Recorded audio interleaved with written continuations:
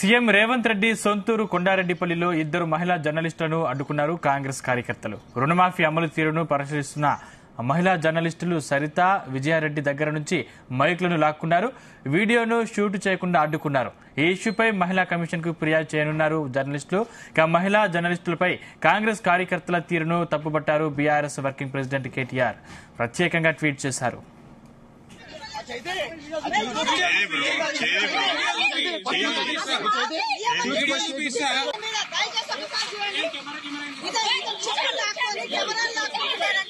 ఒక్కసారి చూడండి, కొండారెడ్డిపల్లిలో ఎంత విమోచనంట వీళ్ళు చేసే దౌర్జన్యం ఒకసారి చూడండి.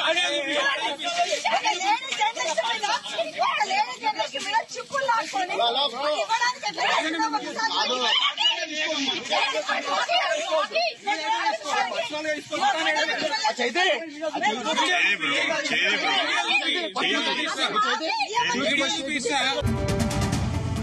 సీఎం రేవంత్ రెడ్డి సొంతూరు కొండారెడ్డిపల్లిలో ఇద్దరు మహిళా జర్నలిస్టులను అడ్డుకున్నారు కాంగ్రెస్ కార్యకర్తలు.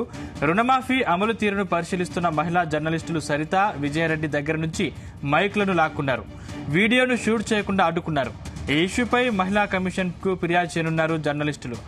మహిళా జర్నలిస్టులపై కాంగ్రెస్ కార్యకర్తల తీరును తప్పుబట్టారు బీఆర్ఎస్ వర్కింగ్ ప్రెసిడెంట్ కేటీఆర్. ప్రత్యేకంగా ఆయన ట్వీట్ చేశారు.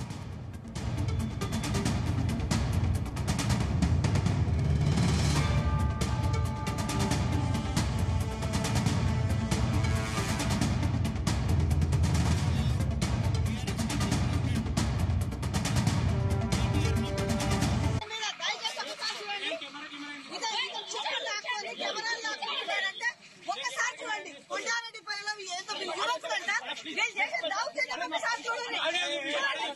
ఒక లేడీ జర్నలిస్ట్ మీద చిక్కులు లాక్కొని